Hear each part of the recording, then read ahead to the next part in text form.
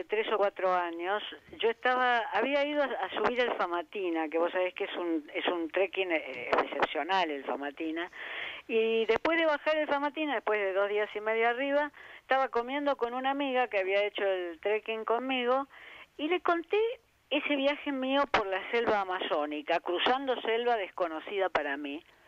Y le conté la anécdota, que en un determinado momento, en esa selva desconocida, íbamos 3 o 4 personas, nos rodearon lo que hoy llamaríamos un pueblo originario, es decir, en esa época se decían indios, y los adorábamos y los respetábamos.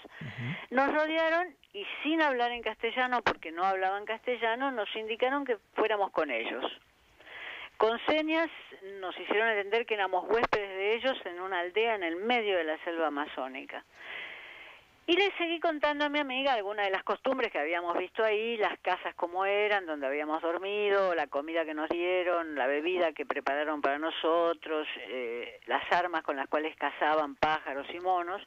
Y de repente mi amiga me dice, pero vos estuviste con los jíbaros, porque ella acababa de leer un libro de un antropólogo francés, ahí acababa de leerlo, que había estudiado una aldea jíbara que quedaba muy cerca de aquella de la cual yo estaba contando. Y en efecto, yo voy y leo el libro del antropólogo francés, y ese es el comienzo de mi libro de viajes, porque dije, yo he estado en lugares donde no sabía dónde estaba. Y, a ver, Beatriz, primero, estuviste unas cuantas horas, supongo, y luego... No, en la aldea estuvimos días. Y luego... Buenos días. ¿Y hubo algo que te hizo sospechar que podrían ser, yo digo, los jíbaros de no sé si decir de leyenda o de catálogo, porque uno piensa en jíbaros y piensa que... Nada, porque eran un pueblo campesino en ese momento, la aldea era de un pueblo campesino que se iba desplazando. Abría un pedacito de selva, plantaban las mujeres ahí yuca, mandioca y alguna otra cosa. Cuando agotaban ese pedacito se desplazaban.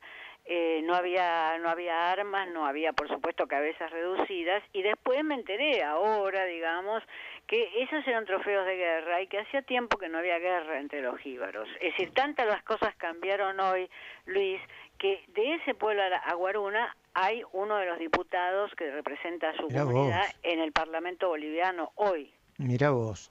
Y de todas las experiencias que viviste, bueno, supongo que bajar una mina debe ser algo tremendamente impactante y agobiante.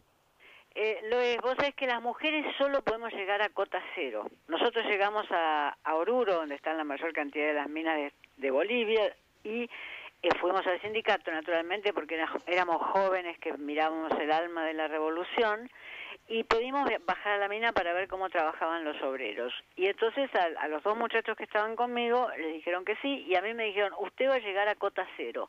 Ahora, en la cota cero, que es el primer nivel de la mina, de todas maneras, vos ya ves la mina. Vos ya ves los hombres en ese momento, en los años 60, con los torsos desnudos, completamente transpirados, como unas especies de estatuas de bronce, con los cascos, con la luz adelante, con las botas, con los picos, las palas, las tanquetas en las cuales van llevando el material. Y mis compañeros bajaron. ¿Por qué las minas llegan solo a cota cero? Las mujeres llegan solo a cota cero. ¿Por qué? Porque pueden echar un maleficio en la mina. Es una creencia popular. Es una creencia popular que de todas maneras el dirigente que era trotskista, el dirigente sindical que nos hizo bajar, que era trotskista, la respetaba porque obviamente todos los mineros que estaban ahí, que eran miles en Oruro en ese momento, obviamente la respetaban y aunque yo no parecía una mujer porque estaba vestida de minera, con el gorro, con la luz, con el traje, etcétera, bueno, de haberse enterado que había bajado más allá de cota cero una mujer, hubiera sido un escándalo. Pero de todas maneras tuve esa experiencia y mis 2 compañeros bajaron, creo que hasta cota 5, que es ya bastante abajo, en la mina. Beatriz, esas cosas pasaban todo el tiempo, nos pasaban todo el tiempo, digamos. Beatriz, yo sé que vos siempre te resististe a plantear textos autobiográficos, y esto tiene algo de autobiográfico. Lo que yo quería preguntarte es, ¿vos fuiste escribiendo en el momento que te sucedían, después de los viajes, llevaste un diario de viaje, llevaste cuadernos, ¿O escribiste el libro de un solo saque, digamos, para utilizar una palabra un poco no elegante, de lo que te fuiste acordando de una sola vez y no sé, en los últimos meses o en los últimos años? De un solo saque, de un solo saque. Las libretas que yo tenía marcaban solamente el lugar donde yo había estado y el día. Y además las perdí.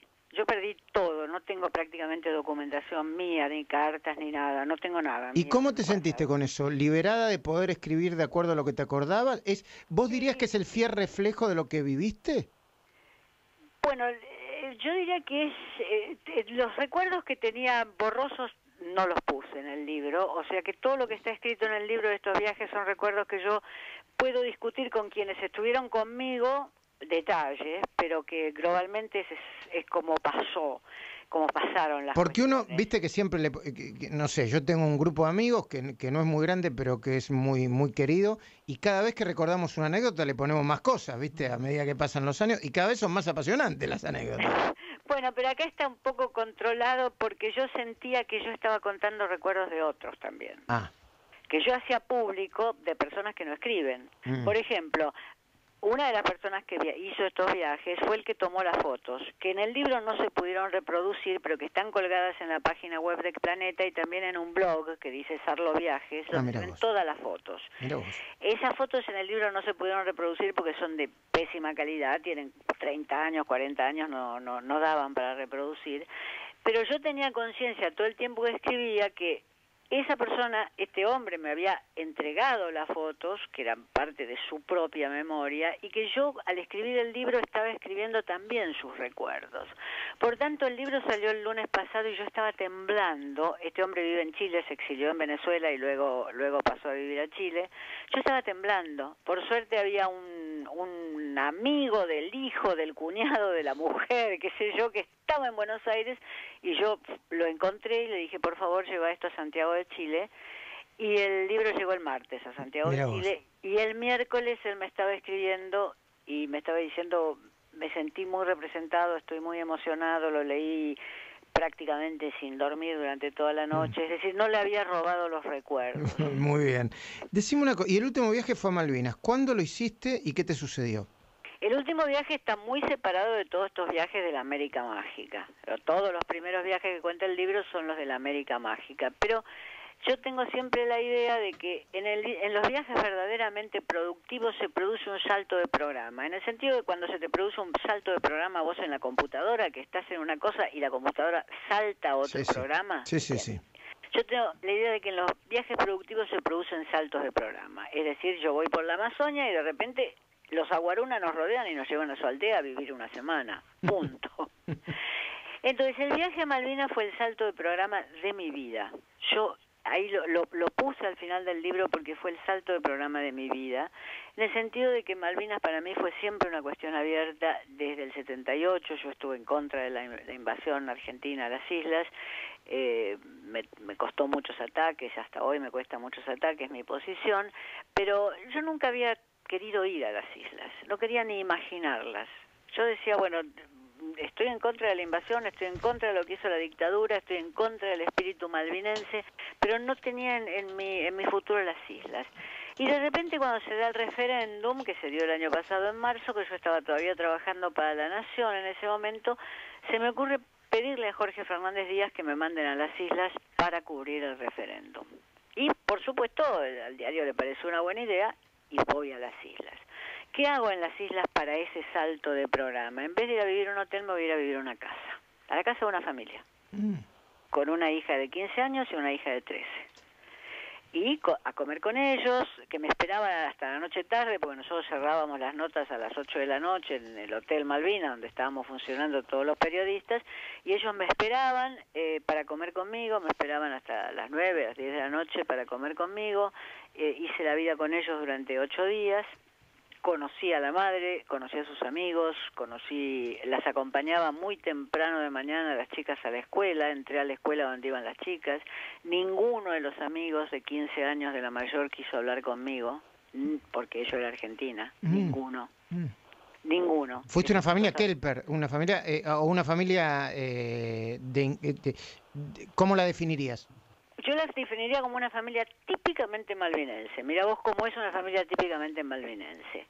Él es un holandés que pasó por Malvinas, se quedó experto en pesca y se enamoró de la dueña de casa, que también es experta en pesca, y se casaron. La dueña de casa es inglesa, británica, la mitad es inglesa, británica sin mácula, Robertson de apellido. Y la otra mitad es inglesa, británica, sin mezcla, pero su madre criada en la Argentina, en Cruz Chica. Yo te diría típicamente malvinense. ¿Y qué te dejó esa experiencia? ¿Por qué? No sé si te marcó, pero si te marcó, ¿por qué te marcó? Me marcó mucho porque para empezar conocerlos implica descubrir que nadie habló conmigo una palabra de castellano durante esos 8 días. Claro. Y yo sentía, Luis, yo tenía la convicción de que abajo de todo el inglés que hablé durante esos 8 días estaba un español que muchos de ellos de algún modo conocían. Conocía, mira vos. Mucho menos las chicas, con las cuales estuve al borde de las hijas de este matrimonio, con las cuales estuve al borde de hacer una metida de pata histórica, porque yo, sabiendo que tenían 2 hijas adolescentes, les llevé un long play de Spinetta para decirles, bueno, este es nuestro Bob Dylan. Cuando vi cómo me trataron... Y cuando vas a decir long play, un vinilo, ¿no? Un CD. Ah, un CD. Sí. Un CD. Para decirle, este es nuestro gran baladista, digamos. Cuando vi como la resistencia que tenían las chicas a comunicarse conmigo, por supuesto que dejé el long play, el CD en la mochila y dije... más vale nada. Y fue muy difícil comunicarse con ellas, educadísimas, amorosas, pero muy difícil. Incluso en los 2 pubs, Malvinas tiene 2 pubs, sí. Uno completamente proletario y otro de capas medias. En el proletario pude entablar conversación, en inglés por supuesto, salvo un hombre que dijo una frase en castellano, pude entablar una conversación, pero la hostilidad se sentía. De repente yo estaba ahí tomando un trago con unos obreros que venían de trabajar en la construcción y entró un periodista de TN y se produjo un silencio. Y cuando se fue el periodista de TN me interrogaron a mí, ¿quiénes son? ¿Para qué vienen? ¿Cómo son? ¿Vos qué hacés? Nunca nos pasó a nosotros. Nosotros tuvimos dictaduras militares, tuvimos de todo, pero nunca te pasó a vos a la mañana que abrías la puerta de tu casa y te encontrabas un soldado extranjero. No, qué fuerte eso, ¿eh? Bueno, Beatriz, leeremos el libro de manera completa, ya es interesantísimo lo que nos contás, y bueno, y esperemos que nos sirva también para abrir nuestras mentes a nosotros y a los lectores, ¿eh? Te agradezco mucho, Luis. Bueno, un beso. Beatriz Sarlo. Un abrazo. Chao.